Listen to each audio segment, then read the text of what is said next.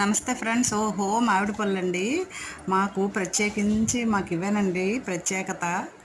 ఏంటంటే మాకు తోటలు ఉన్నాయి, కానీ సరిగా అవ్వలేదండి ఈ సంవత్సరం. అయినా ఊరుకుంటాం ఏంటండి, ఉన్నకాడికి కోసేస్తాము. కోసాక చూడండి చక్కగా పండింది, పండు తీశాను. ఇది సువర్ణ రేఖ, అందరికి ఇష్టమైన పండు కదండి. దీన్ని ఎలా తినాలో చూడండి. చక్కగా కడిగేసి మొత్తం గట్టి మెత్తగా చేసేయాలండి దీన్ని ఫస్ట్ అని. ఆ తర్వాత పైన తీసేసి ఆ ముడుకు లాంటిది తీస్తే దాన్ని కొద్ది పిండేస్తే మంచిగా ఉంటుంది. అలా నోటి దగ్గర పెట్టి చుట్టూ ఇలా ఫ్రెష్ చేసేయడమేనండి. మంచిగా జ్యూస్ వచ్చేస్తుంది. అబ్బాయి ఎంత బాగా ఆస్వాదిస్తున్నాను అంటే చెప్పలేనండి. ఈ సంవత్సరానికి ఇదే ఫస్ట్ అండి మంచిగా ఈ పండు తినడం.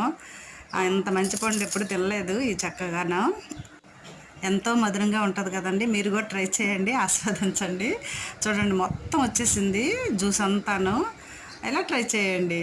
చక్కగా పళ్ళు తినేసేయండి, మామిడి పళ్ళు. Okay friends.